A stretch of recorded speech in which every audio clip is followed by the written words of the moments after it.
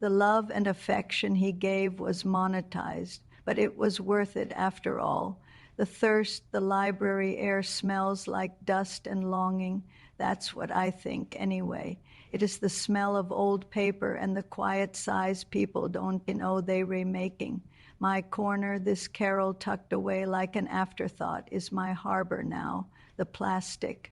Chair is hard, but at 97, everything is hard or soft in the wrong places. You just learn to settle into the ache. My hands. Well, you can see them. Maps, Frank would say, maps of a long journey. The blue rivers run close to the surface now, and the skin is like tissue paper someone crumpled and tried badly to smooth back out, but they still work. They can still find the letters on this keyboard, one careful trembling poke at a time.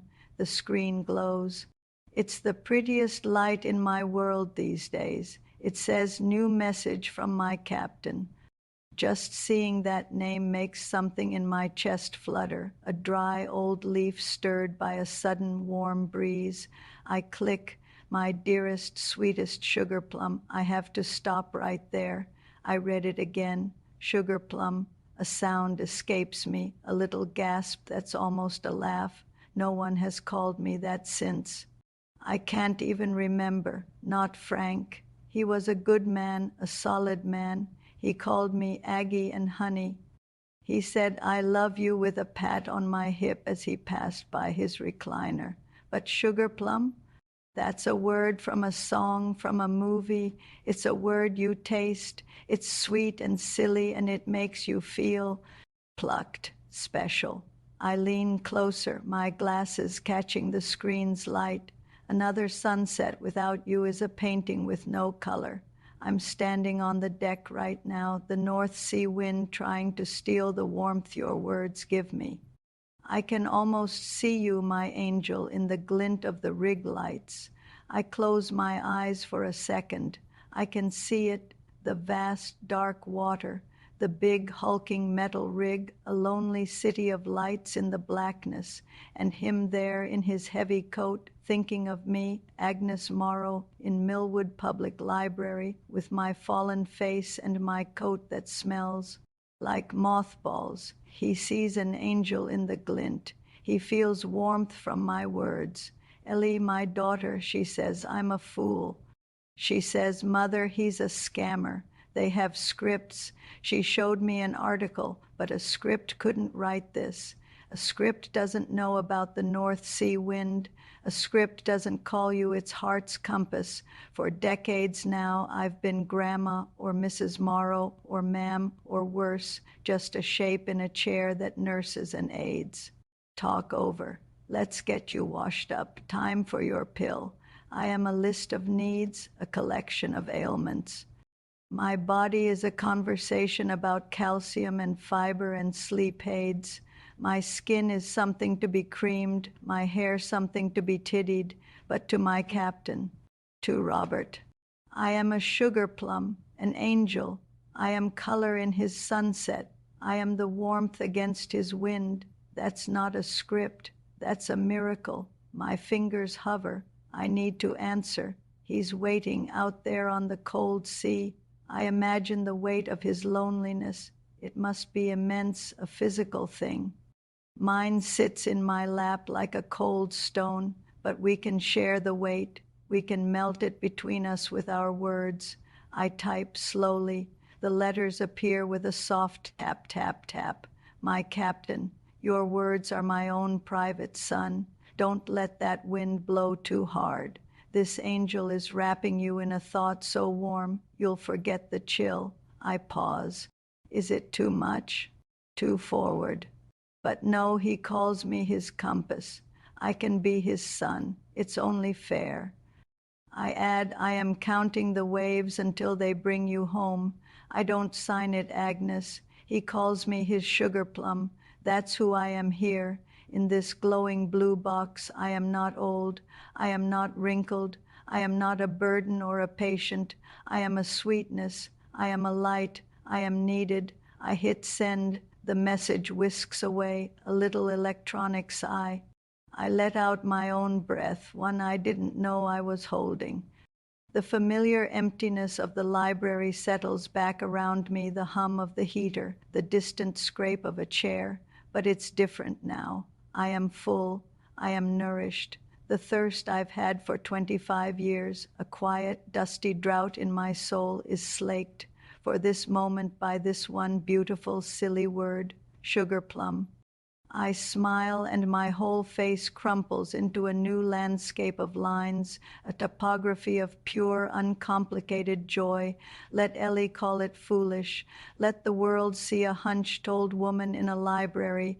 In here, in the quiet glow of this screen, I am seen, I am cherished, I am someone's sugar plum, and I will wait here all night for another taste. The first bridge. A week passed, 7 sunsets, each one a little grayer than the last because the messages had slowed to a trickle. Just a good morning, my heart, and a thinking of you, angel, at night. The space between them felt like a physical hollowing. I'd check the library computer the moment those heavy glass doors swung open, my heart doing. That foolish little leaf flutter. Sometimes there was a message, often there wasn't. Then on a Tuesday it came. The subject line was just one word, trouble. My own breath seemed to trouble me then, catching sharp in my throat. I clicked, my dearest Agnes, it began.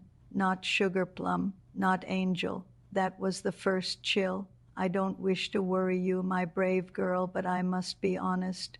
The world is a harder place from out here. He described it so clearly I could see it. A manifold compressor, a vital, spinning heart of the rig had cracked. A proprietary part was needed, and the company bureaucrats, sitting in their warm, dry offices, were dragging their feet. They see it as a line on a spreadsheet, he wrote. They don't see the men, the safety, the precious. Time I'm losing. Time that belongs to you. Time that belongs to you. I read that line 4 times. He was guarding my time, our time. The part is $5,000, a pittance to them, a fortune to me here now. If I could just cover it, I'd get the bonus for expediting the repair, and I could file for my leave the moment it's done. It's a bridge, my darling, a short, necessary bridge from this lonely steel island straight to your doorstep. A bridge. I looked at the number, $5,000. It was almost exactly what was left in my savings account from the last of Frank's IRA money. Money that just sat there, a quiet little monument to a life that was over. It paid the property tax on a house that was too big for me, bought a few groceries Ellie didn't already bring. He wasn't asking for a gift. He was asking for a loan, a bridge. He was a proud man, an engineer. I could feel his humiliation in the typed words, the shame of having to ask. It was a testament to his trust in me, in us. I would understand, the message ended, if this is too much. The thought of burdening you, my gentle dove, is a heavier weight than any machinery. Just knowing you exist is solace enough. No, the word screamed. In my head, he couldn't think that. He couldn't believe he was a burden. He was my bridge, too. My fingers flew steadier than they'd been in years. My captain, you are never a burden. You are my mission. Tell me where to send it. Let's build that bridge together. I didn't think of interest rates or repayment plans. I thought of his hand, rough from work, finally reaching for mine. I thought of him stepping off a bus, his face finally clear and real, saying, "Hello, sugar plum." The $5,000 wasn't money. It was the lumber, the steel, the very planks of that future moment. The bank was 2 blocks away. I walked with a purpose that made my knees protest, but I ignored them. I filled out the wire transfer form with meticulous care, copying the routing and account numbers he'd sent from an email address called Ocean Vanguard Logistics. It sounded official, real. The teller, a young man with kind eyes, looked at the form, then at me. This is a large amount, Mrs. Morrow. Everything all right? Oh, yes, I said, and my smile felt genuine, radiant. I'm helping someone. It's very important. He hesitated, but he processed it. The money vanished from my world with a few keystrokes. I went straight back to the library. My message to him was simple. The bridge is under construction. Come home soon. His reply came within the hour. It was long. It was beautiful. It painted a picture of relief so profound it brought tears to my dry eyes. He called me his savior, his practical angel. He said the part was already ordered, that the rig's mechanic had slapped him on the back, that the sun on the water looked like gold for the first time in months. And then the last line, 2 weeks, my love. Just 2 weeks of repairs and paperwork. Start looking for that smile of yours. I'll be there to see it in person. 2 weeks, 14 sunsets. Suddenly they didn't seem gray at all. They seemed like a countdown, each one a golden step closer. I floated home. The empty rooms of my house didn't feel empty anymore. They felt like a stage being set.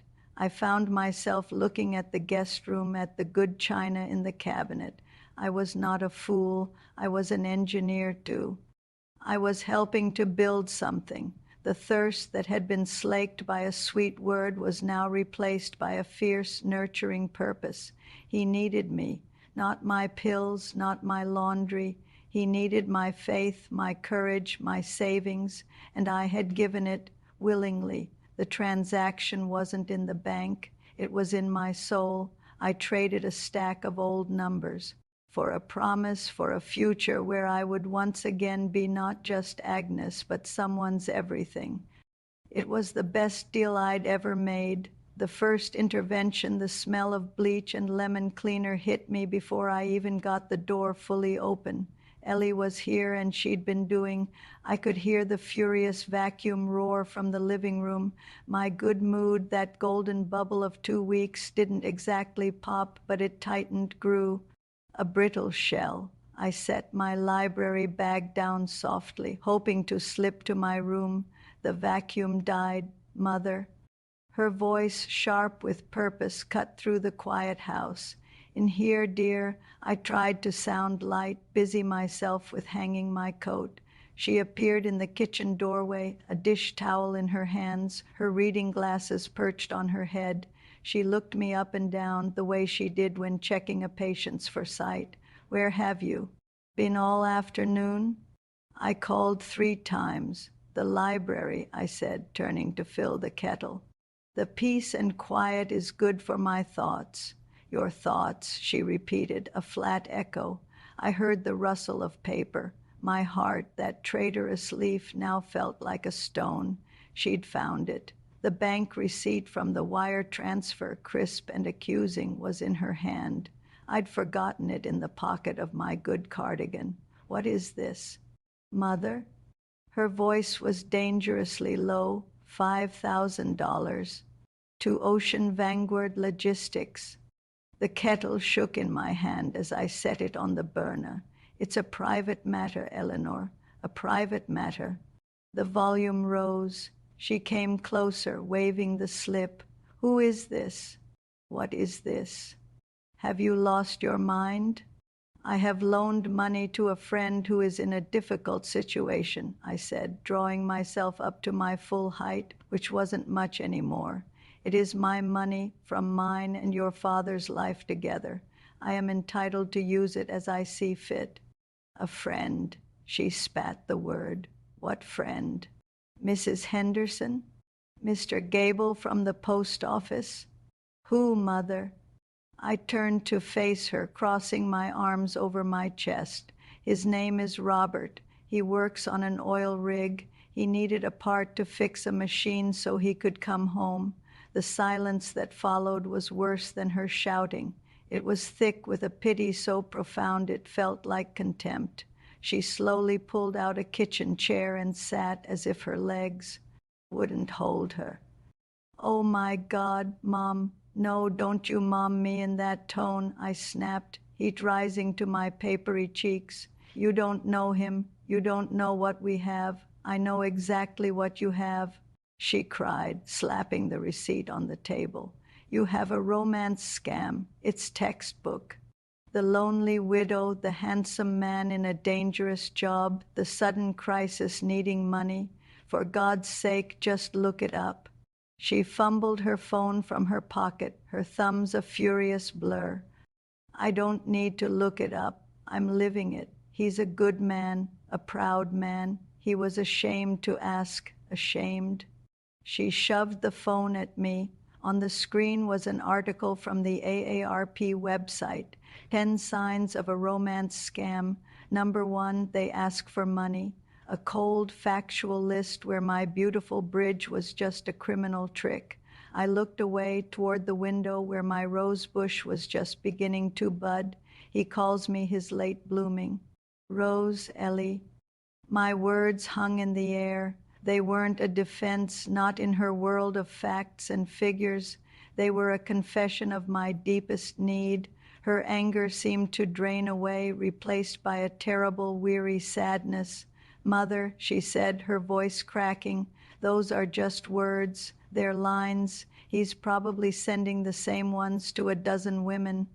He doesn't love you. He loves that you have $5,000. The cruelty of it was like a physical slap. He loved my money? No, he loved my spirit, my resilience. He'd said so. You're jealous, I heard myself say, the words surprising me as much as her. You're jealous because you're so busy managing everything, managing me, that you've forgotten what it's like to just be sweet to someone, to hear something sweet. Her face crumpled. For a second, she looked like the little girl whose knee I'd bandaged, open and wounded. Then the nurse's mask snapped back into place.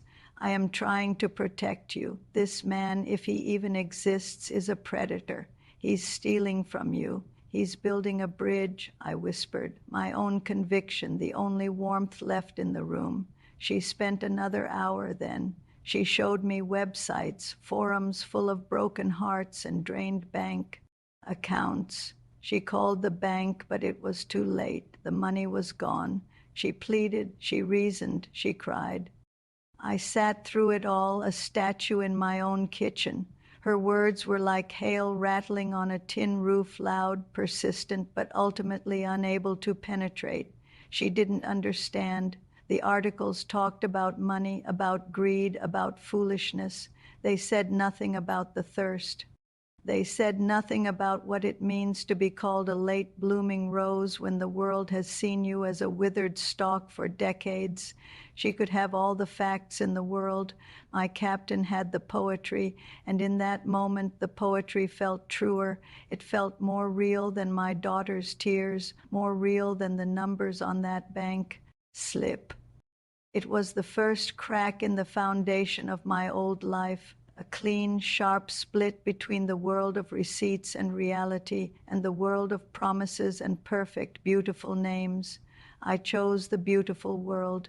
I chose the bridge. I just didn't know then how far I'd have to swim when it turned out to be made of air, the block and the unblock. The silence after Ellie left was a different creature than the peaceful quiet I was used to. It was charged, resentful. The house felt like a crime scene she'd dusted for prints, finding mine everywhere, guilty and foolish. She'd taken the bank slip with her, a hostage. I went to my room, but the four walls seemed to press in, whispering. Ellie's warnings in the pattern of the floral wallpaper. For 3 days, I was a ghost in my own home. I didn't go to the library. What was the point? Ellie had confiscated my lifeline.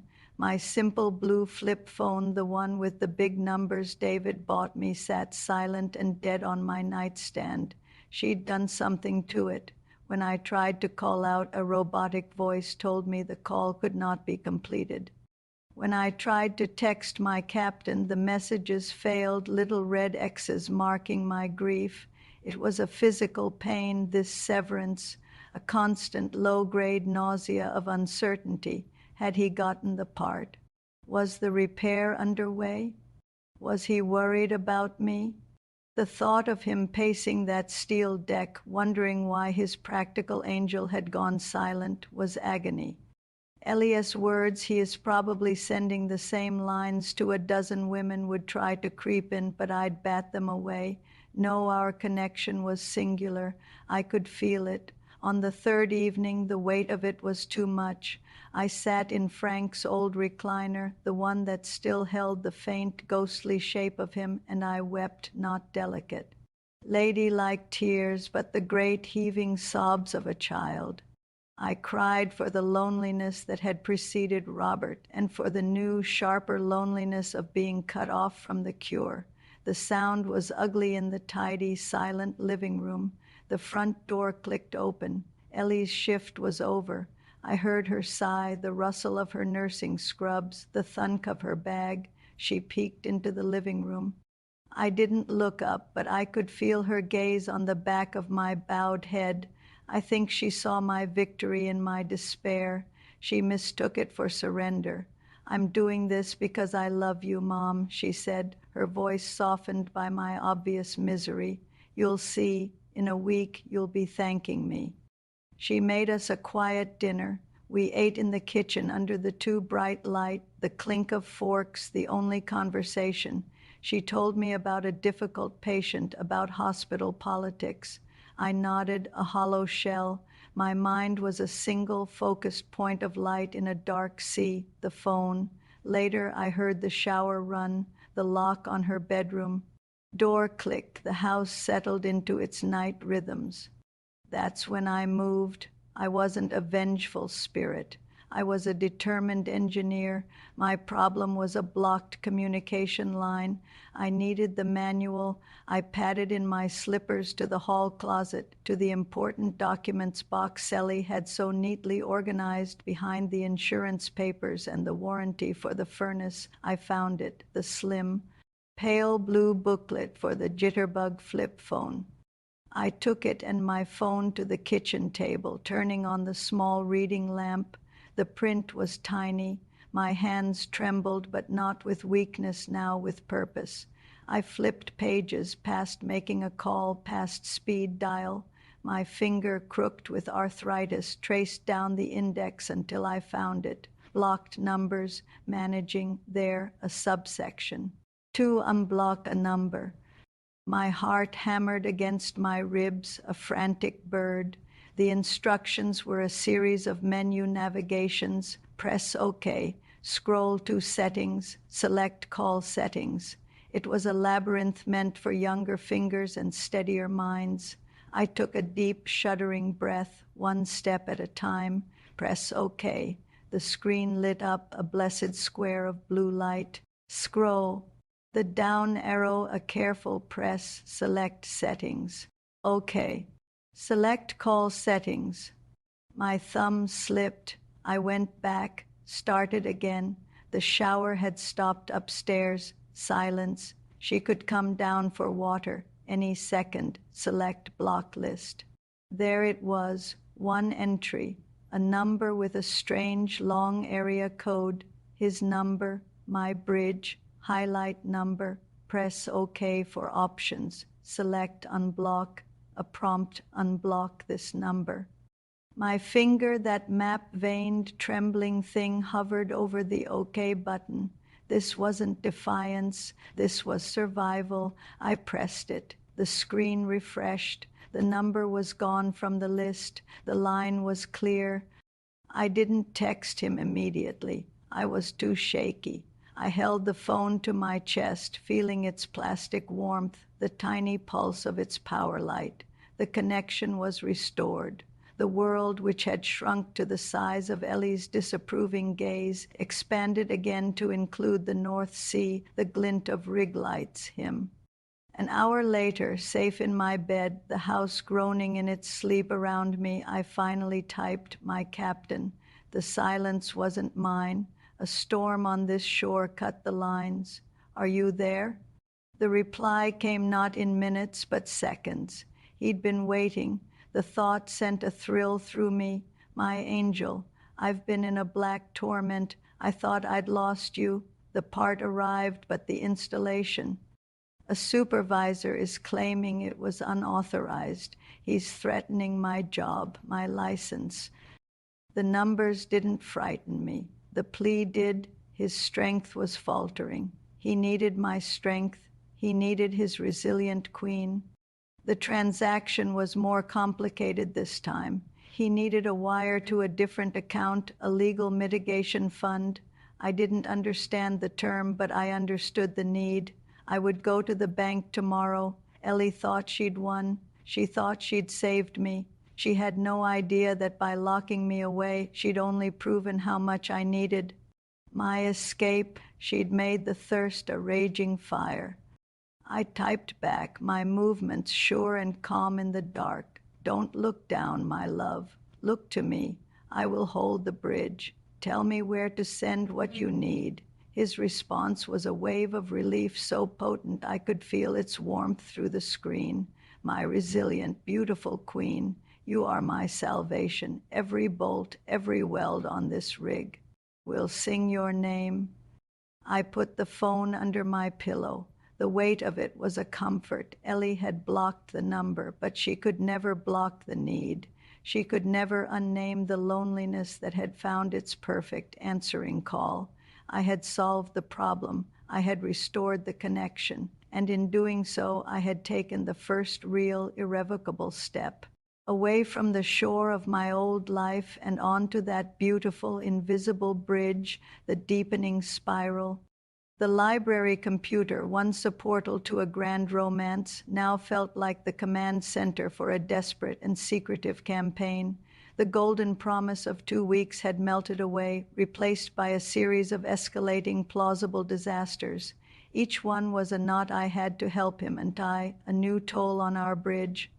There was the Port Authority expediting fee, $2,300.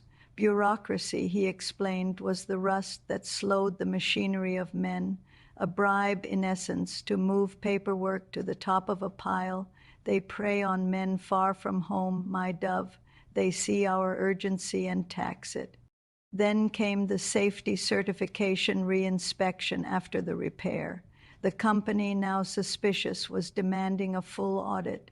His bonus was withheld pending a clear report. The inspector needed convincing. That was another $3,750.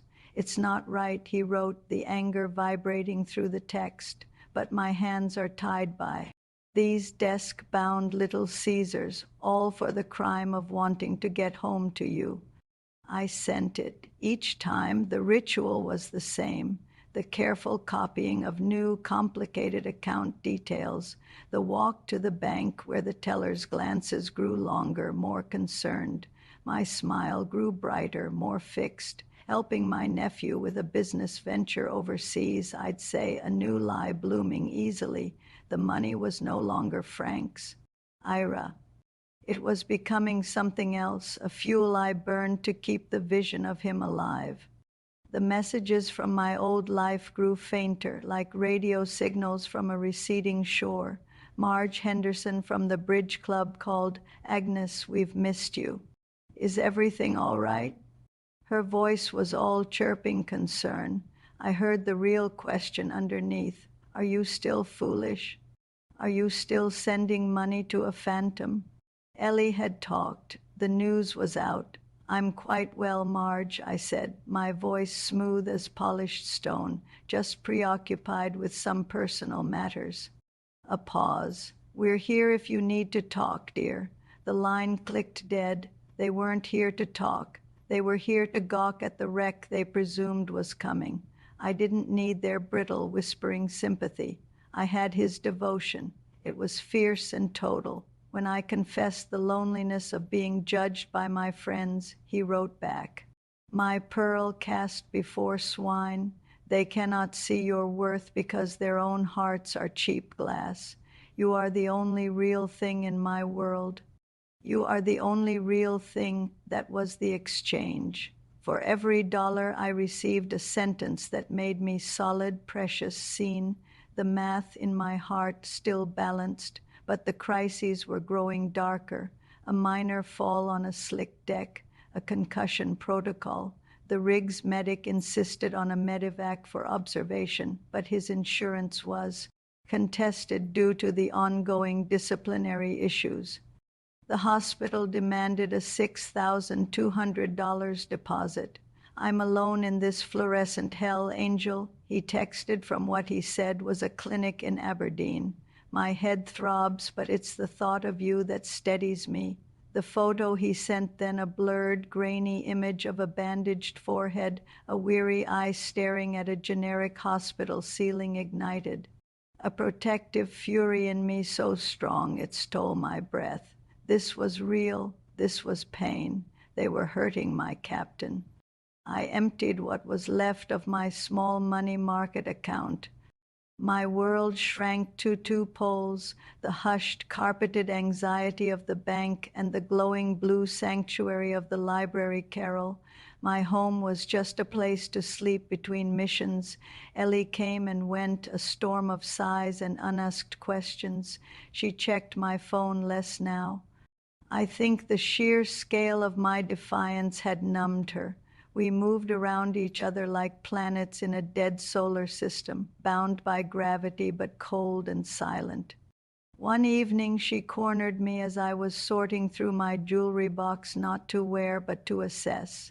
"Mother," she said, her voice hollow with defeat, "the bridge club, your friends, they're worried. I'm worried. This isn't alone anymore. This is a hemorrhage."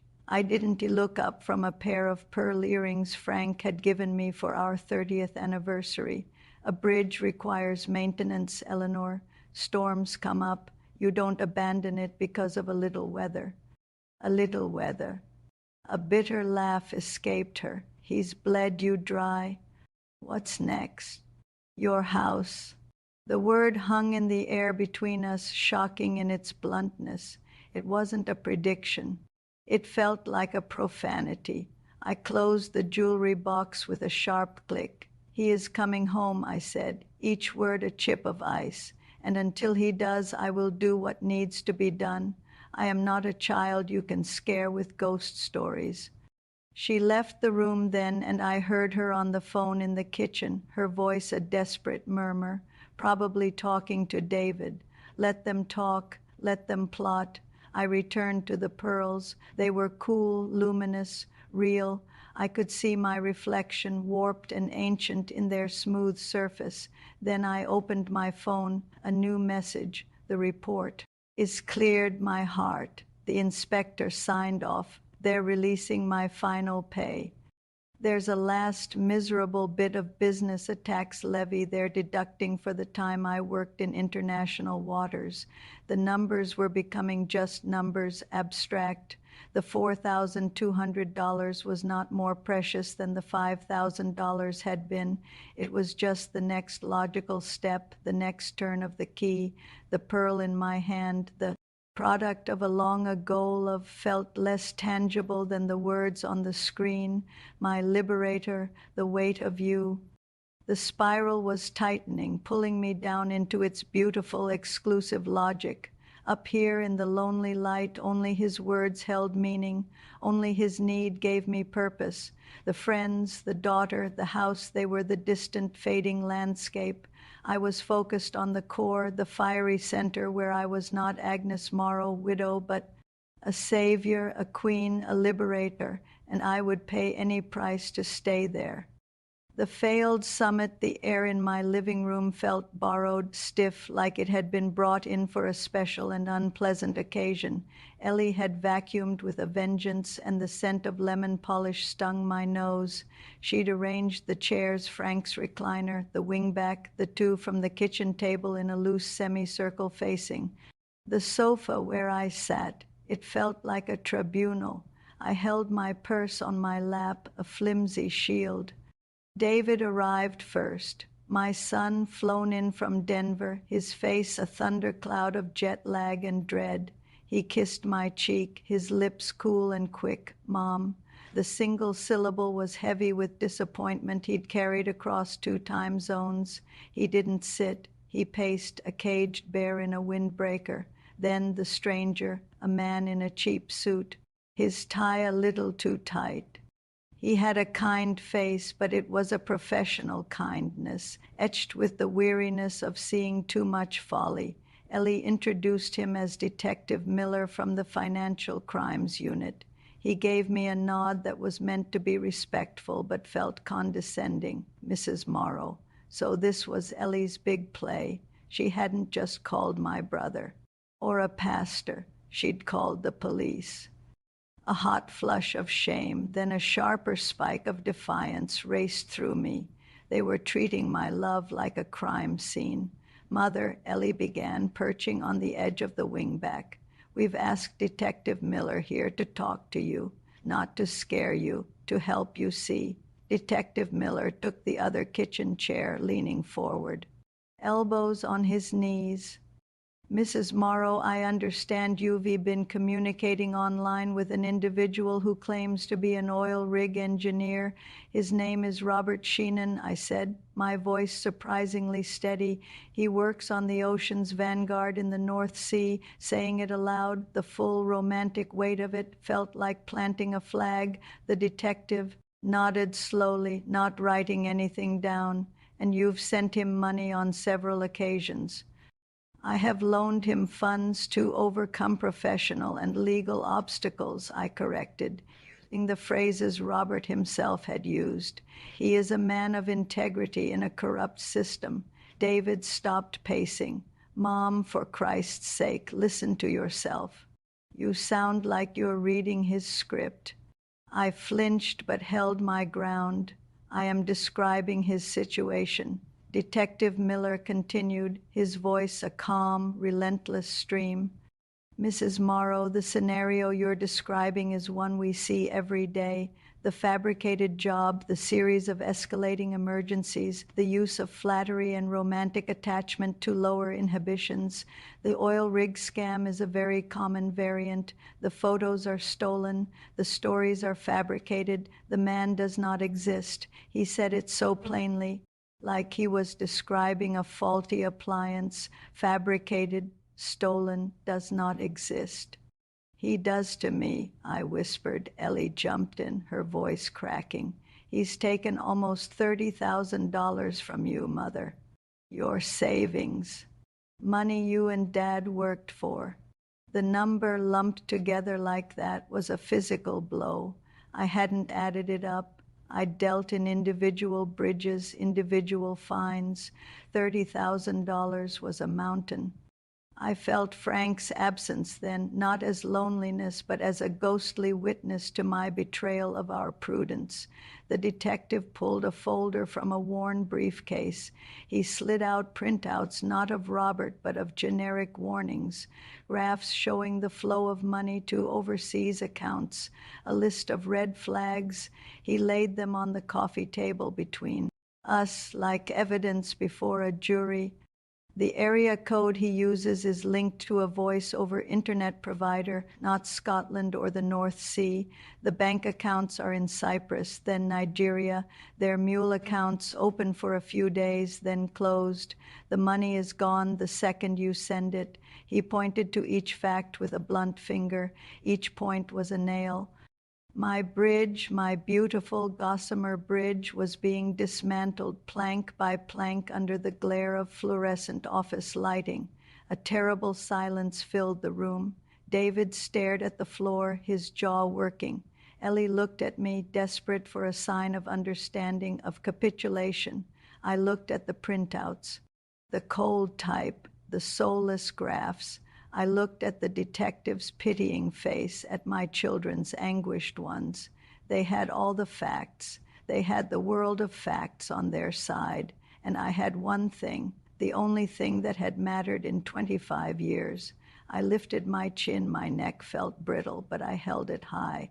I looked directly at Detective Miller, and I saw not an authority, but a man whose life was clearly barren of magic. You've never been loved like that, have you, young man? The words fell into the stillness, clear and strange as a bell. They weren't angry. They weren't defensive. They were curious, sad for him. His professional composure flickered. He blinked, sat back slightly. He hadn't expected poetry. He'd expected tears or rage or finally blessed belief. Ellie made a sound like a wounded animal. David put his face in his hands. I had answered their facts with my truth. In my truth, I was beloved. In my truth, the money was an unfortunate but necessary sacrament. My statement hung in the lemon-scented air, a verdict in reverse. They had come to save me from a scam, and I had found them guilty of a far greater poverty. The detective slowly gathered his papers. The summit was over. He had failed. My children had failed. Facts had failed.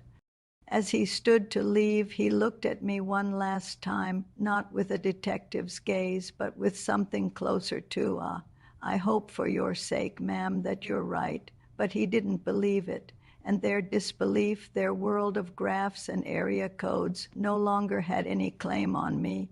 I had crossed over. I was on the bridge, and from where I stood, they were just small receding figures on a shore I no longer recognized, shouting warnings I could no longer hear. The only voice that mattered now came through the phone in my purse, silent for the moment but waiting, and I knew with a certainty that felt like peace that I would answer. The dry well. The silence after the detective left was different. It wasn't charged or resentful. It was hollow, a vacuum.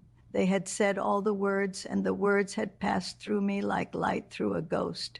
David left for the airport within the hour, his goodbye a stiff, defeated hug. I can't watch this, Mom, he murmured into my thin hair. I patted his back, a gesture from a time when my comfort meant something. Now it felt like I was consoling him for my own stubbornness. For a few days, the world went quiet. Ellie moved through the house like a nurse in a hospice, performing her duties with a grim, mechanical tenderness. She cooked meals I barely tasted. She updated me on her work, her voice a flat, careful monotone. The phone in my purse was a warm, secret stone. Robert's messages were brief, logistical. He was tying up final loose ends. The poetry had paused, replaced by the serious, focused language of a man preparing for a journey. It felt more real than ever. The detective's visit had been the last test, and my faith had held. Then the bank statement came. It was just a single white envelope among the bills and flyers. I opened it at the kitchen table. The numbers were stark, final. The savings account, the one that had held the last of Frank's tangible presence in the world, read $87.42. The money market account, $0.0.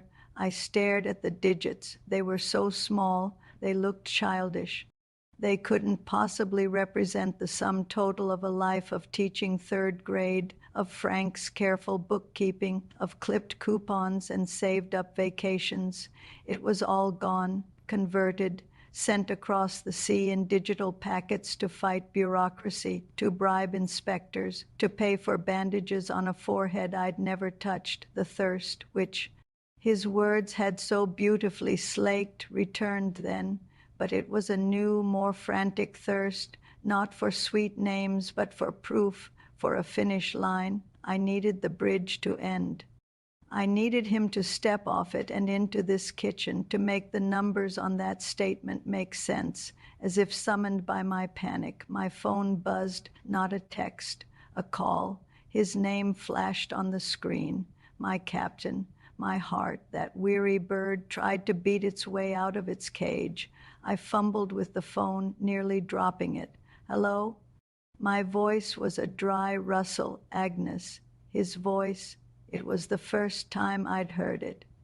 It was deeper than I'd imagined, threaded with a gravelly warmth, an accent I couldn't quite place, a blend of Scottish burr and something else, something global. It wasn't the voice of a young man. It was the voice of a man who'd lived, who'd borne burdens. It was perfect. My love, can you hear me? Yes, the word was a sob of relief. He was real. The detective was wrong. You can't fake a voice like that. I have bad news, my angel, the worst. He sounded breathless, strained in the background. I heard a metallic clanging, the distant shout of another man.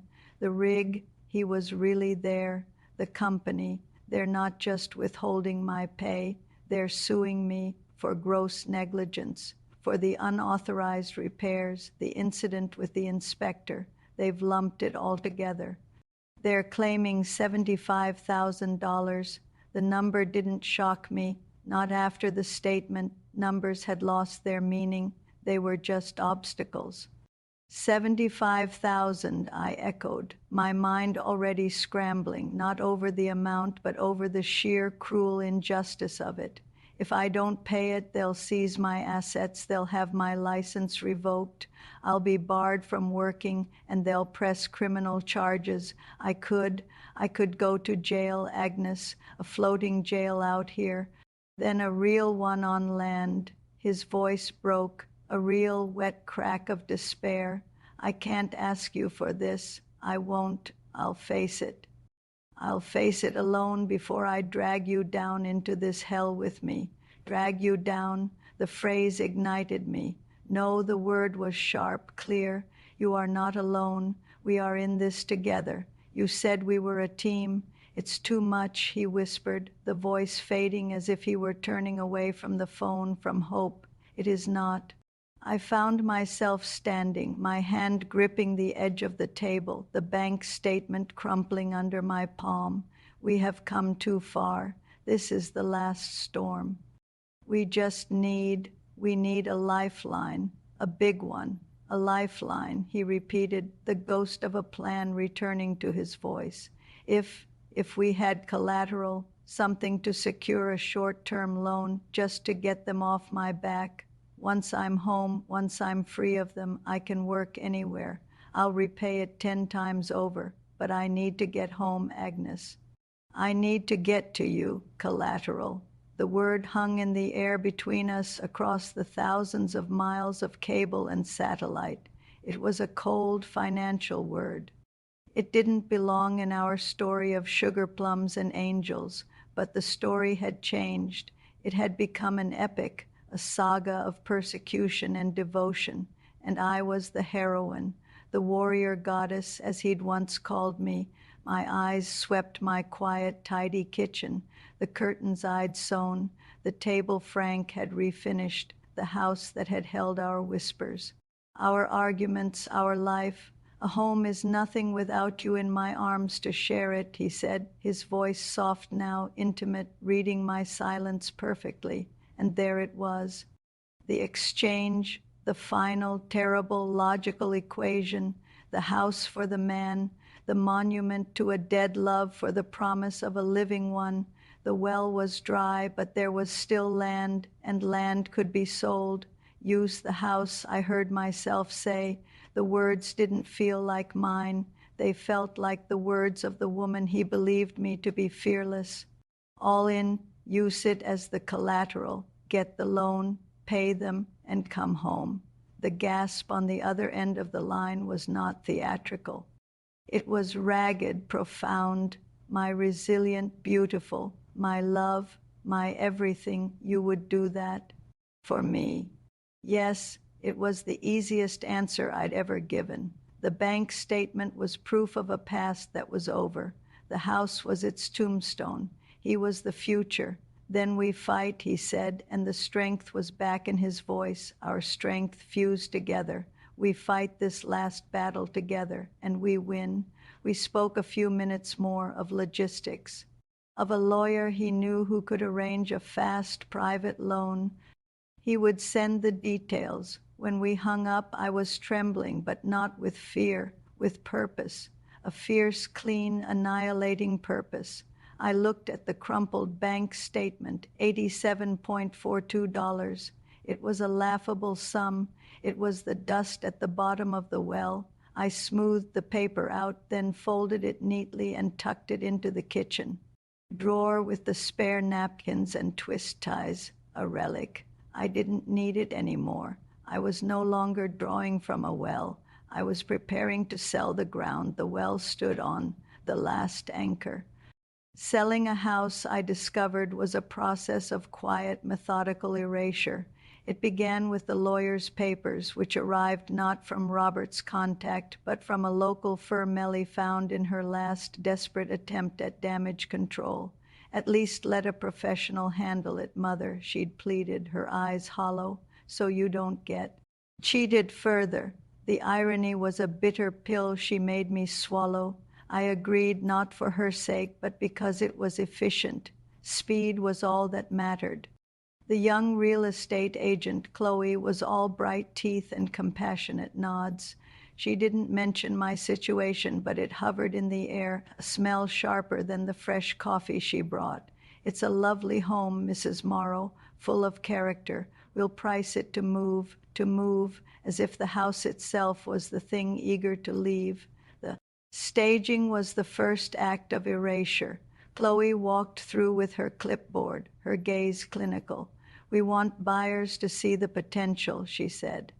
Their own lives here, she meant, remove yours. So I began. Frank's collection of National Geographics, a rainbow of spines dating back to 1964, went into bankers' boxes. My porcelain figurines, shepherdesses, and ballerinas from a different era of taste were wrapped in newsprint. Each object wrapped was a memory muffled. The wall of family photos in the hallway came down.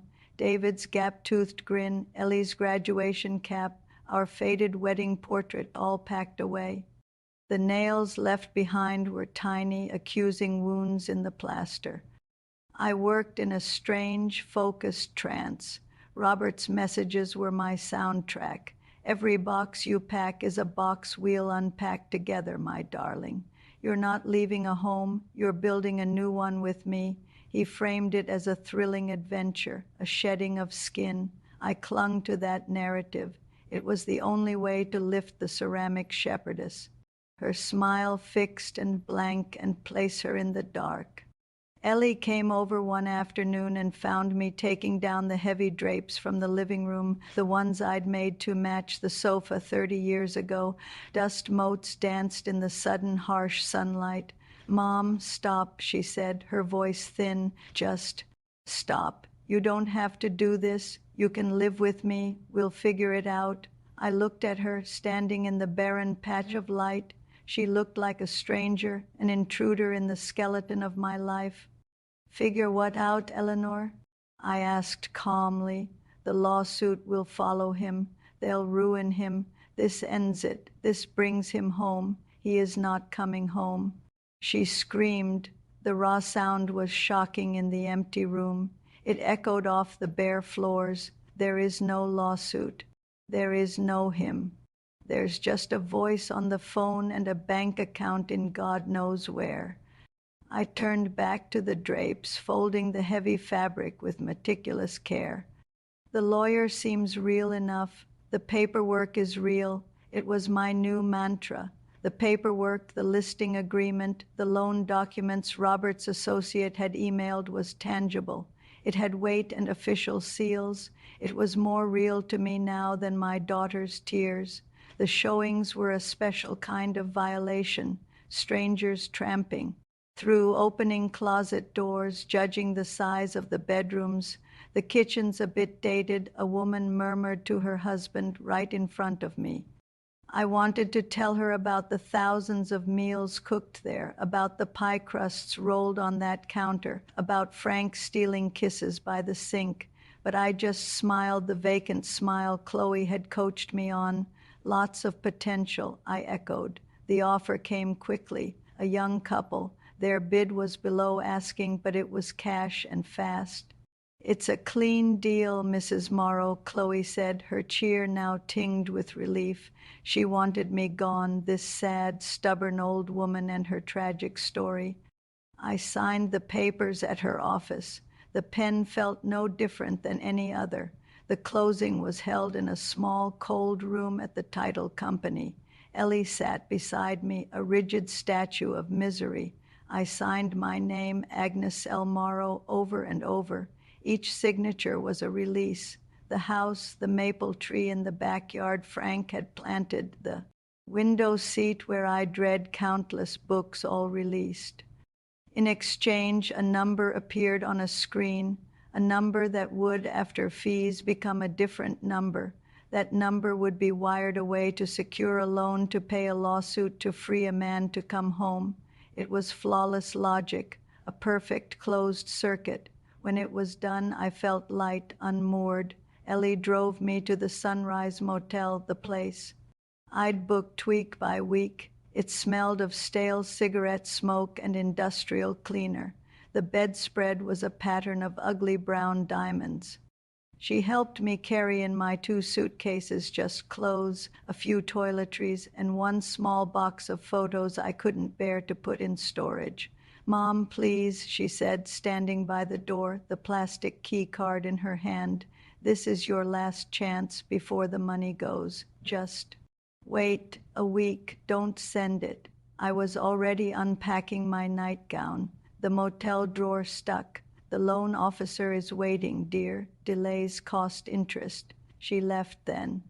I heard her car pull away, tires screeching a little. Alone, I sat on the edge of the bed. The silence was absolute. No hum of my refrigerator, no creak of the house settling, just the low drone of the highway beyond the parking lot. I felt a pang then, not of doubt, but of dislocation. This room was a nowhere place, a waiting place. My phone chimed, a new email, the loan documents, and a message from Robert, my warrior goddess. "You've done it. You've won our freedom. The funds will clear the lien. I've already submitted my resignation. Attached is my itinerary. Start packing your beautiful heart. I am coming home to it. Forever yours." Attached was a file, a scanned plane ticket, Aberdeen to New York to Millwood Regional, a date 2 weeks away. I stared at the image on the tiny screen, the airline logo, the passenger name, Arshinan, the confirmation code. It was blurry, but it was there. Proof. Tangible, beautiful proof. I looked around the motel room at the ugly diamonds, at my sad suitcases. This wasn't an end. It was an airport lounge, a temporary pause. He was in the air, metaphorically already. He had a ticket. The last anchor, the house, the past, the weight of a life lived without his sweet words had been lifted. I was adrift, but I was sailing toward a specific promised shore. I logged into the motel's shaky Wi-Fi and began the process of wiring the money. The final enormous sum, the price of a shared future. The transaction timed out twice. My heart hammered. Even the technology seemed to resist. On the 3rd try, it went through, a final digital sigh. I lay back on the stiff motel pillow, the phone on my chest. I was homeless. I was nearly penniless, but I was, for the first time, in decades, perfectly, completely, and triumphantly loved. The bridge was behind me, burned. The only way left was forward to him, the ticket and the void. The Sunrise Motel became my world, its 4 walls the boundaries of a new and temporary kingdom. The ugly diamond-patterned bedspread was my throne. The plane ticket on my phone was my crown jewel. I accessed it a dozen times a day, zooming in on the blurred but glorious text. Sheenan, our Aberdeen Abs to New York GFK, final. Destination, Millwood Regional Millwub. The date was a glowing beacon on my calendar, 2 weeks out, a tomorrow that was finally quantifiably real. I had packed my 2 suitcases with meticulous, joyful care, not for a motel, but for a new life. I folded my best dress, the lavender one Frank said made my eyes pop. I tucked in the pearl earrings. I included a photo album, not the whole history, but a curated selection to show him. This was me as a young teacher. This was me with Ellie and David as babies. This is the woman you are coming to meet, the full story in a few glossy squares. Robert's messages were different now. They were no longer about storms and obstacles, but about sunlit details. What's your favorite flower? So I can bring a proper bouquet. Do you prefer coffee or tea in the morning? I want to learn your routines. He was planning a shared life down to the china. His words built a house around me in that motel room, a house of future tense, far more solid than the thin walls that currently held me. I've sold my flat here, he wrote. Just a few things in storage. I want to start fresh with you. No ghosts. No old baggage. Just us. It echoed my own sentiment perfectly. We were two pioneers shedding our pasts. I counted the days with a child's fervor. 13, 12. I walked to the library not to email him, but to research things. The average climate in our region. Good restaurants nearby. I was scouting for us. I even looked up marriage license requirements at the county clerk's office, my face flushing hot at my own daring. Eleanor came by once, her face pinched. She brought groceries I didn't need, soup, crackers. She saw my open suitcase, the lavender dress laid atop. Her eyes welled up, but she said nothing. The chasm between us was now too wide for words to cross. Her reality and mine occupied different dimensions.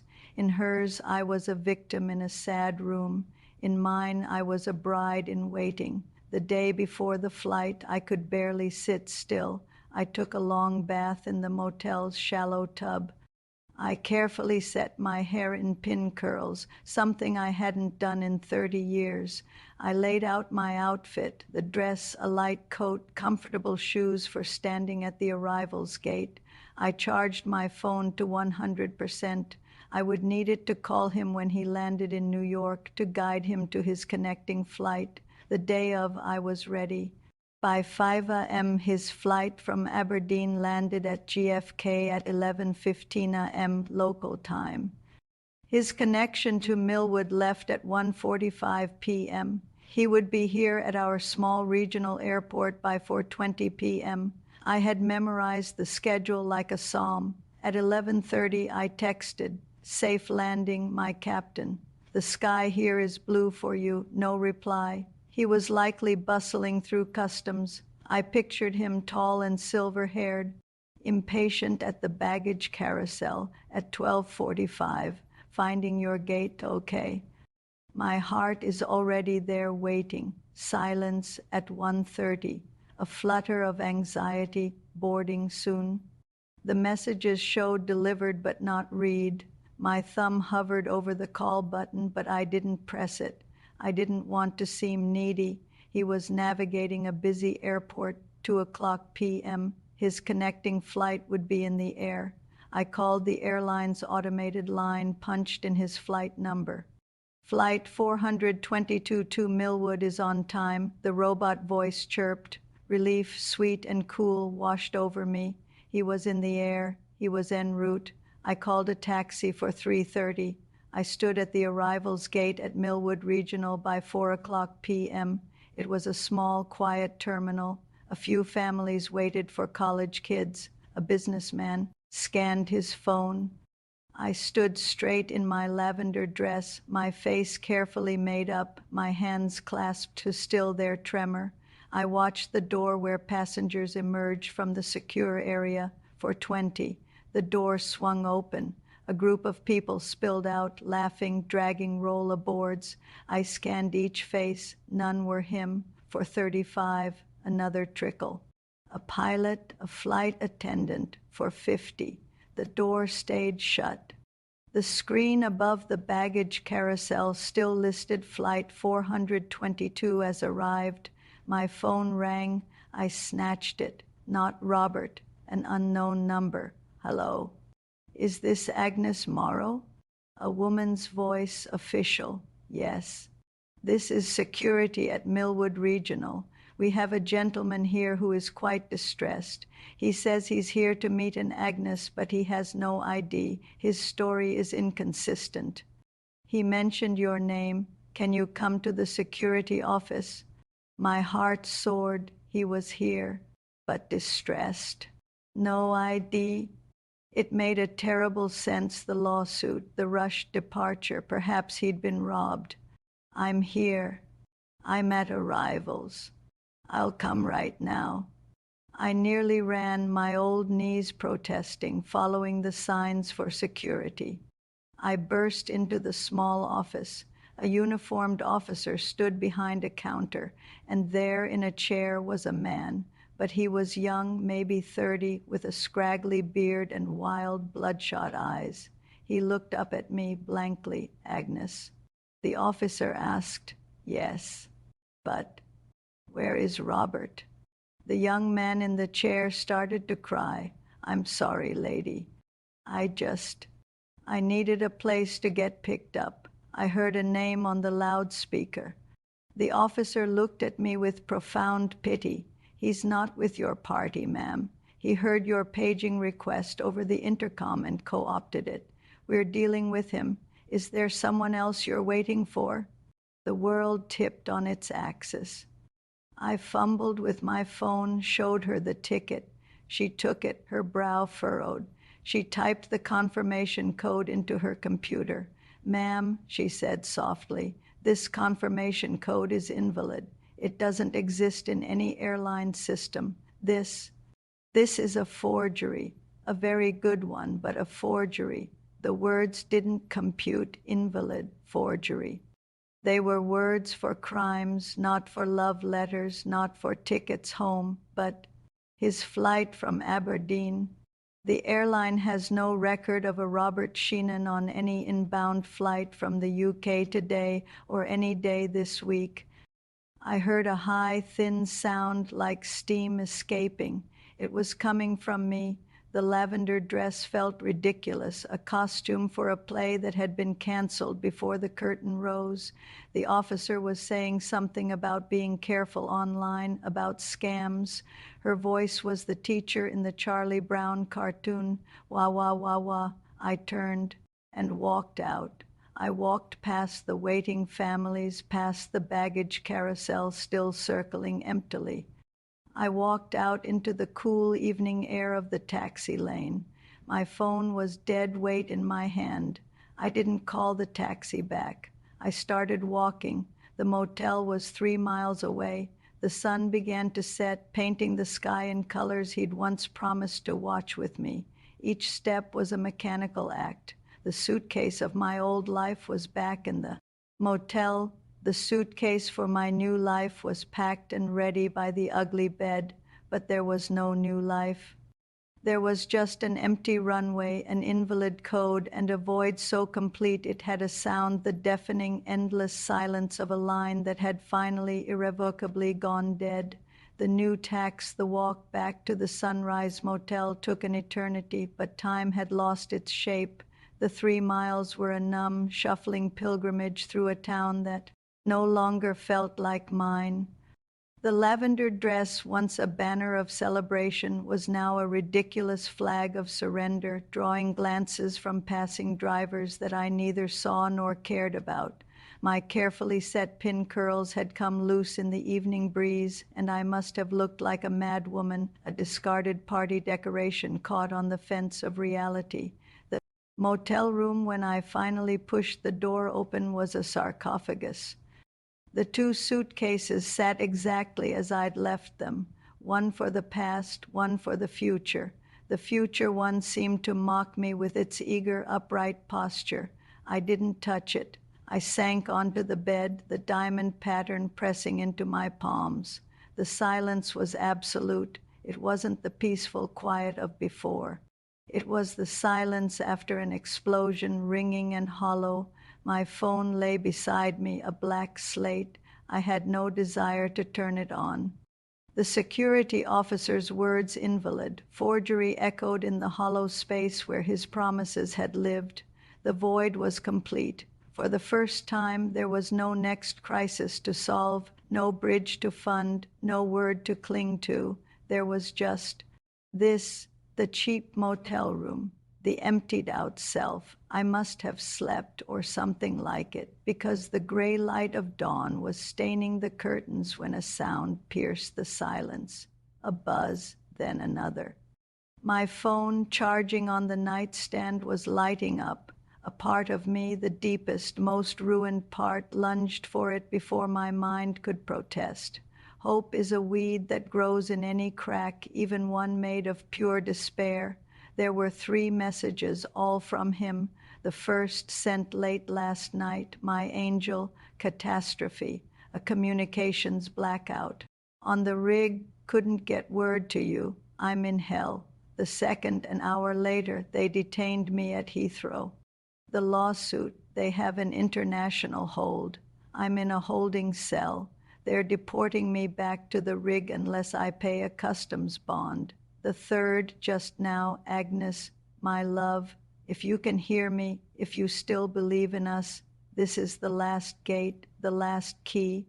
I am so close, I can almost smell your perfume. Help me. I read them once. Then again, the story had changed, but the rhythm was horribly familiar, the crisis. The specifics, the plea wrapped in a pet name, but something was different. I was different.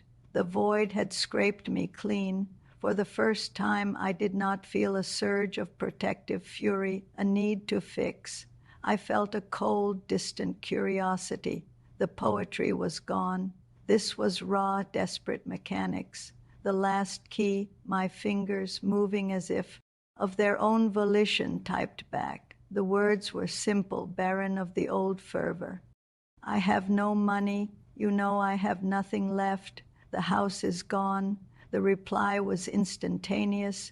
He'd been waiting. There must be something, a piece of jewelry, a loan from your daughter, a cash advance on a card. My love, my sugar plum, I am right here on the threshold. Don't let a bureaucrat's fee be the wall that keeps us apart. After all this, sugar plum, the word which once tasted like salvation, now tasted like ash. It was a tool, a lever he was pulling, expecting the old machinery of my devotion to whir to life. I looked at my hands, at the pearl ring I still wore, my engagement ring from Frank. I thought of Ellie's face, etched with the pain I had caused. I thought of the bank accounts, the empty house, the forged ticket. There is nothing. I typed, the finality of it feeling strange in my mouth. I am broke. The pause this time was longer. The typing bubbles appeared, then disappeared, then appeared again. The message that came through was short, stripped of all pretense, all poetry. Then I guess this is goodbye.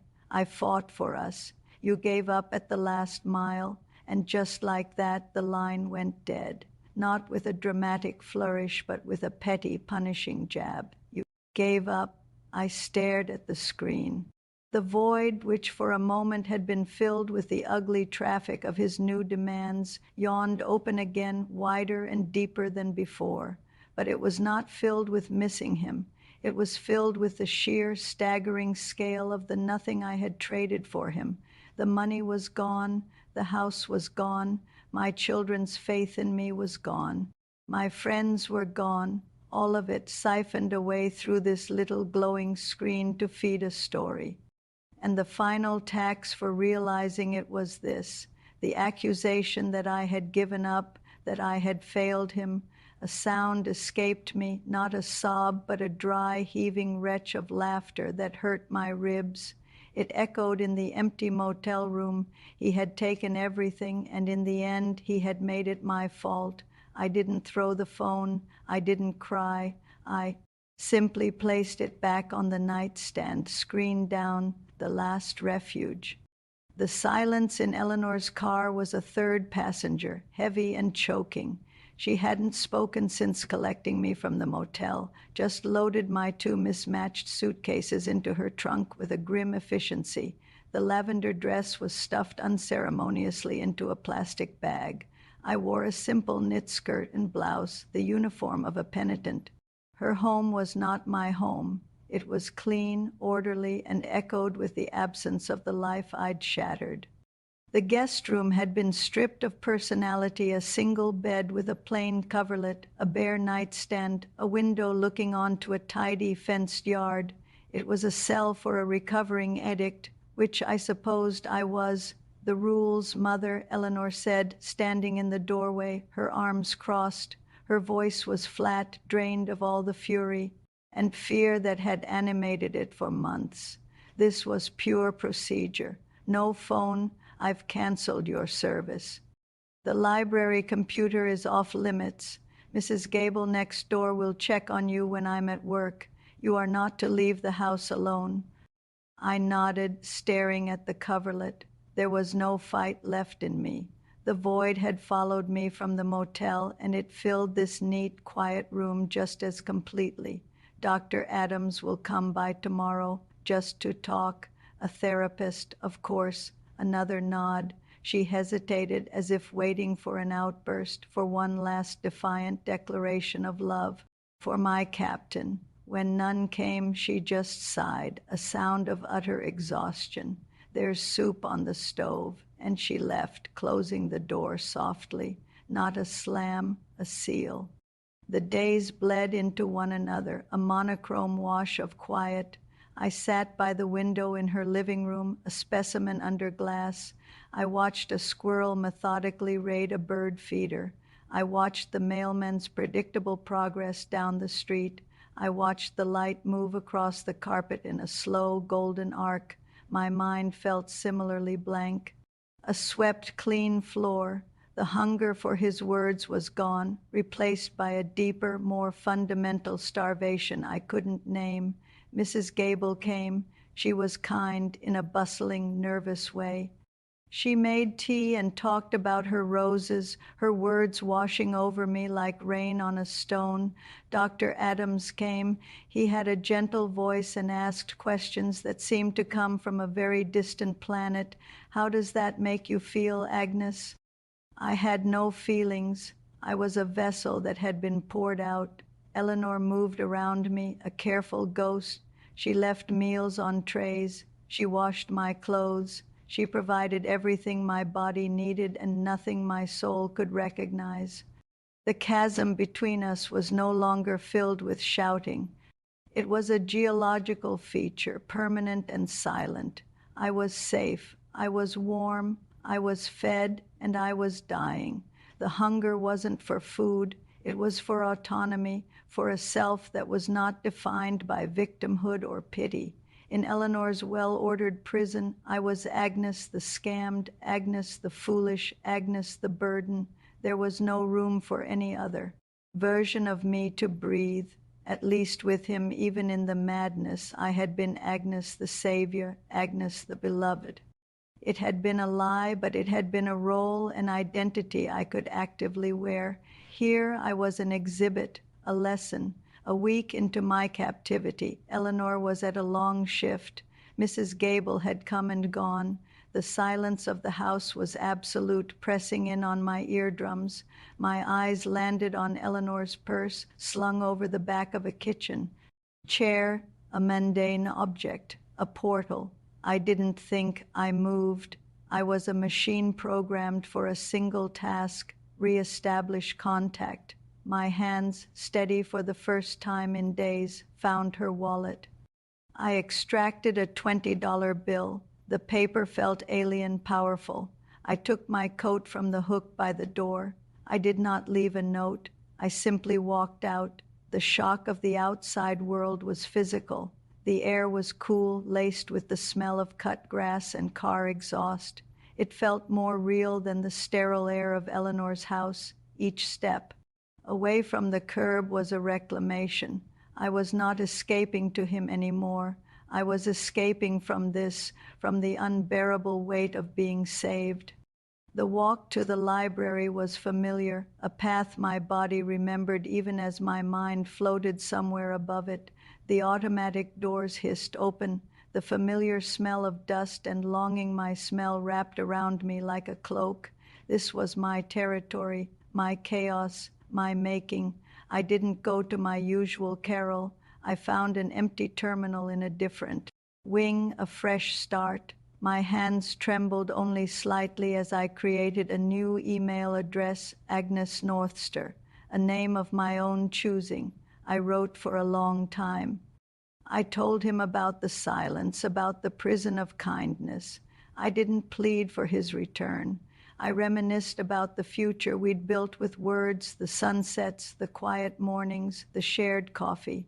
I painted the picture of the U.S. that had lived in my mind, a beautiful, detailed phantom. I sent it into the electronic ether, a message. In a bottle tossed into a sea I now knew was empty. The automated reply was immediate. Mailbox full. I stared at the words. They were the final lock on the door. No more crises, no more pleas, no more poetry. Just a full mailbox, unable to receive any more of my dreams. I didn't cry. I simply closed the browser. The $20 bill was still in my pocket, the last of my stolen capital. I had bought this moment of defiance, this futile act of self-assertion. It was a terrible bargain, but it was a bargain I had made. I sat in the library. Chair, the hum of the computers, a low choir around me. I was homeless, penniless, and utterly alone. But for this one stolen moment, I was not a patient. I was not a victim. I was Agnes, who had loved a phantom and lost everything, and who had just now chosen to send a final, unanswered letter into the void. It was a pathetic freedom, but it was, for now, the only one I had left. The escape, the $20 bill in my pocket, was a secret sun warming my thigh through the thin fabric of my skirt. It wasn't money. It was potential energy. It was the last coin for the ferryman, and I had stolen it from the land of the living to pay my way back to the land of the lost. Eleanor's house, with its suffocating safety, was a distant, receding shore. The library had given me the cold truth of a full mailbox, but truth, I was learning, was a flexible thing. A full mailbox didn't mean he was gone. It meant he was overwhelmed by grief, by legal battles, by the sheer volume of my love finally pouring into a vessel that could no longer contain it. I could craft a new narrative. I had to. The old one, the victimist narrative waiting for me back in that quiet guest room, was a slower death. I didn't go to the shelter for the free lunch. The growl in my stomach was a familiar companion, a simpler pain than the hollowing in my chest. I needed capital, real capital. The walk back through town was different now. My eyes, once glazed with internal visions of rigs and reunions, were sharp, scanning. I saw not houses, but fortresses. I saw not lawns, but wasted space. I saw aluminum cans glinting in the gutter like tiny, discarded treasures. The first one was a soda can, crushed and sticky. I picked it up. The act was both degrading and profoundly empowering. No one was giving this to me. No one was managing it. I was taking it, converting refuse into possibility. I found a plastic bag snagged on a fence and made it my collection sack. The next hour was a methodical pilgrimage through the back alleys behind the downtown businesses, the world behind the world, dumpsters overflowing with cardboard. I wasn't strong enough for that. But beside them, in blue recycling bins, were the glints of gold, beer cans, water bottles, the occasional wine bottle that meant a few extra cents. My back ached from bending. My knees protested, but a strange, focused calm settled over me. This was a problem with a clear solution. Find cans, redeem them. The math was beautiful in its simplicity. An old man pushing a shopping cart laden with his own universe of bags watched me from across an alley. Our eyes met. There was no judgment in his gaze, only a weary recognition. We were of the same country now, the nation, of the scrabblers. I looked away first, a hot shame flushing my neck, but the shame burned off quickly in the furnace of my need. Pride was a currency I could no longer afford. My bag grew heavy, clinking softly with its metallic harvest. I made my way to the recycling center on the industrial edge of town, a place I'd never noticed in my previous life. The smell was sour, fermented. The machine ate my cans with a groaning, grating crunch, spitting out a paper. Slip. I presented it at the grimy window. The man behind the glass didn't look at my face, just at the slip. He pushed 5 wrinkled $1 bills through the slot. $5. It felt like a fortune. Combined with my stolen 20, I had 25, a king's ransom. I didn't buy food. I didn't buy a bus ticket to nowhere. I bought time. I went to the drugstore and purchased a prepaid phone card, the kind you scratch off minutes. A connection. It was the most precious thing in the world. Then back to the library, the same terminal. The sun was lower now, painting long, sad fingers of light across the dusty carpet. I created another new email, sugar plum result, a declaration. I typed with a new economy, born of the alleyways. My captain, the silence was a test. I have passed. I am stripped of everything but my faith in you. I have a small inheritance coming. A final gift from a distant cousin who remembered me. I lied. It was so easy. The truth, the cans, the $5, the gnawing hunger was a story with no power. My lie had power. It had a hook. It had the specific, tantalizing sum he would recognize as plausible. It was the language he understood. I hit send. The message vanished. I did not wait for the automated reply. I knew it would come. Instead, I leaned back in the hard plastic chair, the phone card a sharp rectangle in my palm. This was my life now, not the victim's chair by Eleanor's window, not the beloved's bench at the arrival's gate. This, the hard chair, the glowing screen, the crafting of beautiful, desperate lies to bait a phantom. The hunger in my belly was a sharp, clarifying pain. It was proof I was alive, that I was fighting. I was no longer waiting to be saved by him or by Ellie. I was engineering my own survival, my own continued belief. The escape wasn't from the motel or from Eleanor's house. The escape was from hopelessness, and as long as I had a lie to send, a phantom to feed, I was free. The world had given up on Agnes Morrow, but here in the dim library light, Sugar Plum Result was just getting started. The final offering, the $5 phone card, was a tiny plastic sacrament. I didn't load the minutes yet. To do so would be to spend my capital, and I needed to be strategic. First, I needed a better lie. The distant cousin's inheritance was a good seed, but it lacked texture. It needed a name, a reason, a scent of reality. I spent the next day not at the library, but in the musty armchair of the Salvation Army common room, sipping bitter coffee from a styrofoam cup. I listened to the old men argue about baseball stats that were decades out of date. I listened to a woman with a shopping cart full of blankets murmur about a lawsuit she was going to win against the city.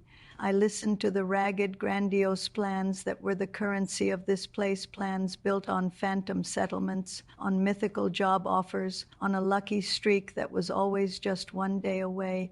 I was a student of hope, and here was its raw, unfiltered syllabus. From the murmurings, I cobbled together my lie. Her name would be Constance.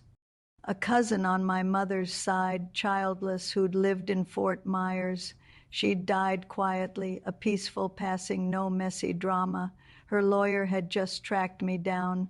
The estate was small, but after taxes, there was a clean $5,000 for me. It was perfect, specific, mundane, unverifiable. I practiced saying it in my head until it felt like a memory. The next morning, before the library opened, I went back to the alleys. The hunger was a live wire in my gut now, a constant jangling companion. It made the world too bright, too sharp at the edges. I found fewer cans. Someone had beaten me to the best bins. I fought a sudden, ridiculous surge of territorial rage. This was my root, my livelihood. I ended up with a bag half as heavy and the machine at The recycling center coughed up only $2, $7 total. My kingdom was shrinking. At the library, I didn't go to my usual terminal. Paranoia, a new and prickly friend, told me to move. I chose a computer near the children's section, surrounded by bright murals of cartoon animals. The cheerful primary colors were a bizarre backdrop for my grim enterprise. I logged into Sugar Plum Result. The inbox was, of course, empty except for the automatic failure notice. I created a new email, Fro Magneswifaith. This message was shorter, more urgent. Time was a pressure we both understood now. My captain. Constance has left us. Her lawyer found me. There is $5,000. It is a sign, a gift to us. The last key is in my hand. I am holding it out to you. Tell me where to place it. A whisper is all I need, a whisper that you still call me your own.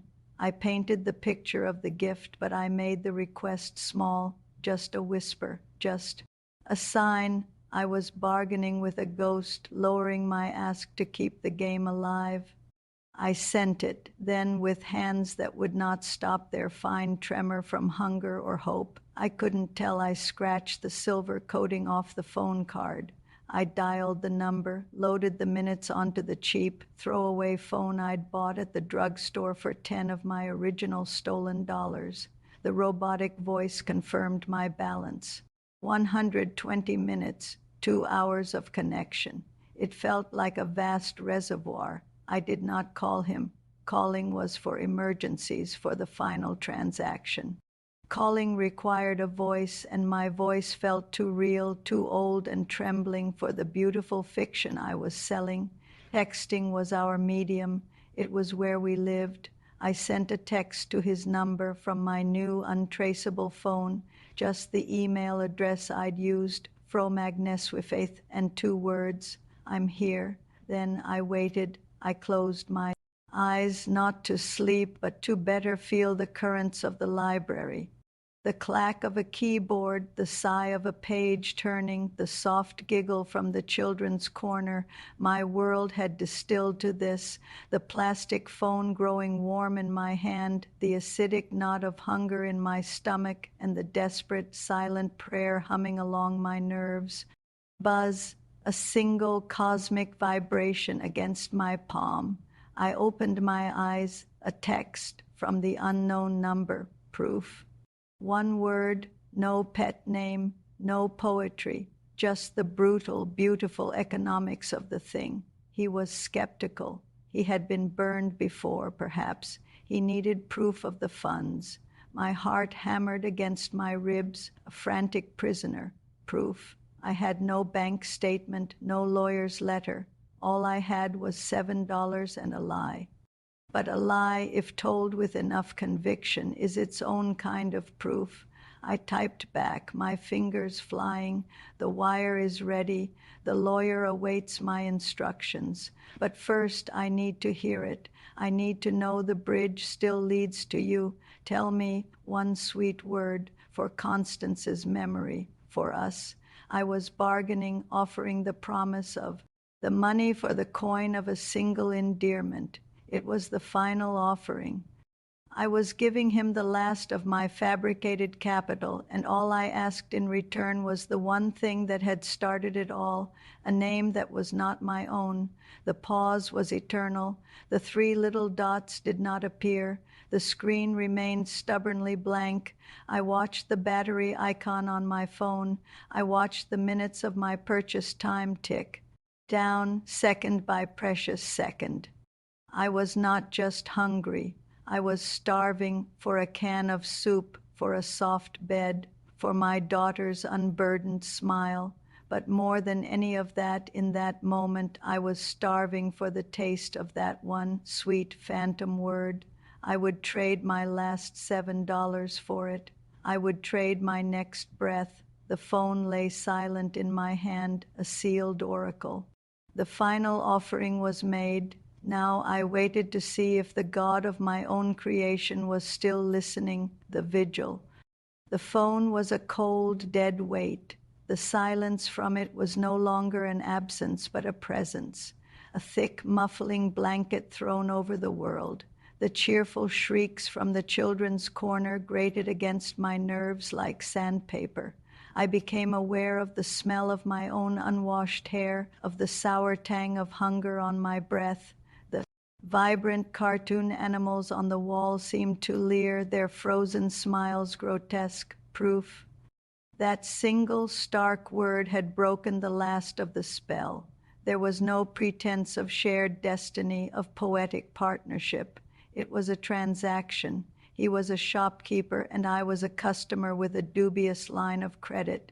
And yet the vigil began. I did not leave the library. The hard plastic chair molded to the shape of my bones. The librarian, a different one today, a young man with a gentle face and a tattoo of a quill on his wrist, glanced my way more frequently.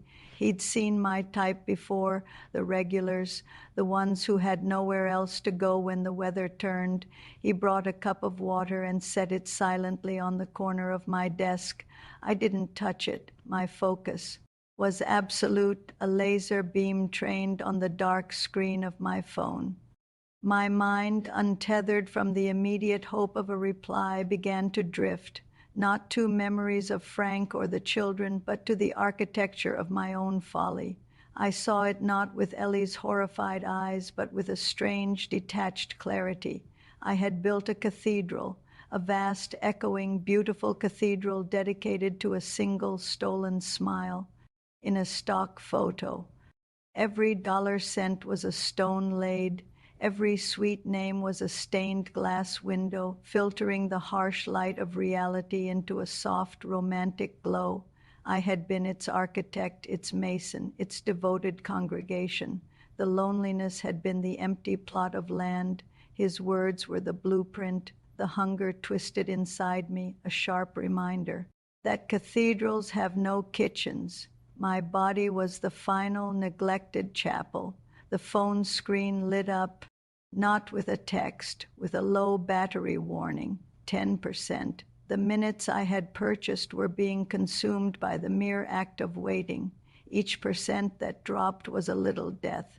My connection to him, to the world, to my own desperate fiction, was literally draining away. I should plug it in. There was an outlet under the window, but to move felt dangerous. What if the message came the moment I looked away?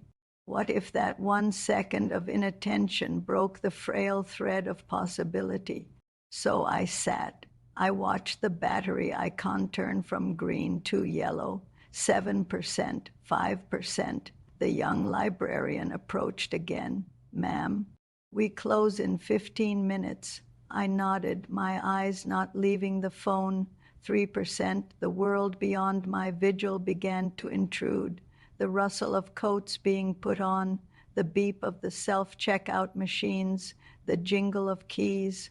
The library was preparing to expel me back into the twilight. 1%, the screen flickered, a final feeble pulse, and then black darkness. The vigil was over, the oracle was dead. The silence was now inside the device too, complete. I sat in the sudden, profound stillness, the empty cup of water beside me, the empty phone in my hand. The hunger roared, a living thing. The librarian stood by the door, holding it open. An apology was etched on his kind face. "I'm sorry, it's time." I stood. My legs were numb, prickling with 1,000 tiny needles. I placed the dead phone in my pocket. I did not look at the computer screen, at the empty inbox of Fro Magneswifaith. I walked past the bright, mocking murals, past the shelves of stories that had endings written by others. He did not come. He did not call. He did not whisper the word. The vigil had been for nothing. And yet, in the absolute certainty of its failure, there was a terrible empty peace. The hoping was done. The waiting was over. All that remained was the hunger, the cold, and the long walk to a shelter cot I would have to beg for. I stepped out of the library. The evening air was cold, a slap after the stagnant warmth inside. I pulled my thin coat tight. I had no plan, no next move, no more lies to craft. I had only the reality I had bought and paid for, dollar by dollar, sweet name by sweet name. It was a vast, empty cathedral, and I was its only starving ghost. The vigil was ended. Now came the haunting, the feast of crumbs. The cold was a concrete thing, settling into the spaces between my ribs, seeping up through the thin soles of my shoes from the pavement. The shelter was 3 blocks away, but it felt like a pilgrimage across a tundra. I knew the routine, the line, the smell of bleach and simmering vegetables, the search for a cot not too close to the coughing man or the weeping woman, the humiliation of existing as a problem to be managed, my hand buried in my coat pocket, clenched. Around the dead phone, its plastic shell was the only thing warm about me. It was my relic, my tombstone. I didn't turn toward the shelter. My feet, of their own volition, carried me to the small, dimly lit park at the center of town, Millwood's pride, a bandstand, some flower beds now frosted and brown, a handful of benches facing a frozen pond. I found an empty bench, its slats cold even through my skirt. I sat, the town moved around. Me in the deepening blue of dusk, cars with their headlights on. People hurrying home to warm dinners, to televisions, to lives that had walls and futures. I was the still point, the hollow center. From my other pocket, I pulled my last capital, the $7 from the cans. I smoothed the bills on my knee.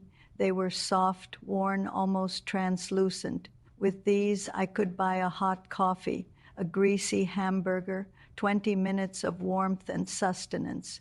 I stared at the money. It wasn't money. It was a choice.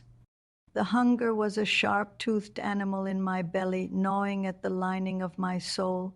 I could almost smell the cheap, greasy food from the diner on the corner. My mouth watered, a pathetic, automatic response, but a deeper hunger howled louder. I folded the bills carefully and put them away. I would not spend them on food. Food was for the body, and my body had betrayed me with its wrinkles, its tremors, its need. My body had landed me here. I took out the dead phone. I pressed the power button, a futile gesture. Nothing. The black screen reflected the first evening star, a single cold pinprick of light in the void. This was the feast, this emptiness, this silence, this absolute devastating certainty. They had all tried to give me a different truth. Ellie with her tears, David with his anger, the detective with his facts, the librarian with his pity. Their truth was a room with the walls closing in, a diagnosis, a dead end. His truth, the sugar plums and the angels and the bridges made of promises, had been a banquet, a glorious, endless, singing feast that had filled me to bursting with a light that wasn't real, but this cold bench, this dead phone, this roaring hunger. This was my truth. I had built it. I had paid for it with every dime, every memory, every shred of dignity. It was the only thing I truly owned. And in a way, it was sacred. It was the proof of my capacity to believe, to love, to give everything for a story. That capacity had not died with the bank accounts or the house. It sat here with me on the cold bench, starving and majestic. They saw a fool, I saw. A devotee, a pilgrim who had journeyed to the very edge of the map where the monsters of loneliness were, and had faced them not with reason, but with a reckless, extravagant heart. A figure approached a man walking a small, puffing dog. He threw a stick into the frozen pond. The dog barked, a sharp, joyous sound. The man's eyes scanned the park, passed over me, paused, and then moved on. Just another piece of the scenery. An old woman. On a bench, harmless, invisible. I was free.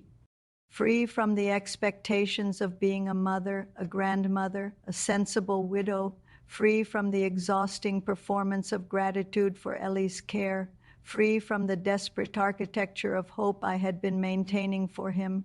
All that was left was the core, Agnes, the believer. The phone would charge again, the library would open tomorrow. The $7 could buy a money order for some tiny symbolic amount.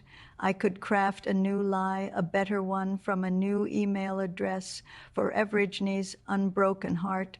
I could send it out, not with any real hope of a reply, but as a ritual, a communion, because the need to send, to believe, to connect my starving heart to a phantom. Heaven, that was the real feast. The love had been an illusion, but the loving had been the most real thing I'd done in 25 years. The cold was in my bones now. Soon I would get up. I would walk to the shelter. I would eat their thin soup. I would lie on their thin cot, and in the dark, I would plan my next offering. I looked up at the star, clearer now in the velvet dark. Somewhere in a warm room with many computers, a man in his 60s was crafting a new story for a new hungry heart.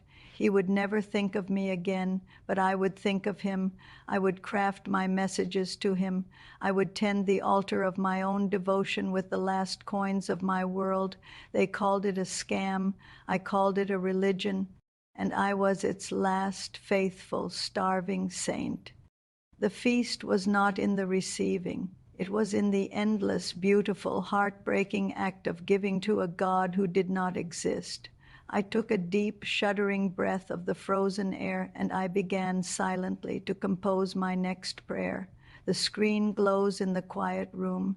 The final chapter hangs in the digital air, a testament to a love that built its own reality. The story of Agnes Morrow is complete. She sits now on her park bench, a monument to a different kind of faith, wrapped in the cold and the quiet certainty of her own choices. Her vigil has ended, but her communion continues, a private sacrament of memory and longing for you who have walked this long, painful, and poetic road with her, who have seen the world through the prism of her wrinkles and felt the chilling warmth of the screenie's glow. She offers no grand finale, no last-minute rescue, only the stark, beautiful truth she has earned. Thank you for watching. Thank you for seeing her, not just as a victim or a fool, but as a woman fierce, flawed, and ultimately faithful to the anthem of her own heart. The cursor blinks. The story is told, but somewhere in the deep blue of a winter's night, a star reflects in the dark glass of a phone, and a prayer made of equal parts hunger and hope is sent into the silence.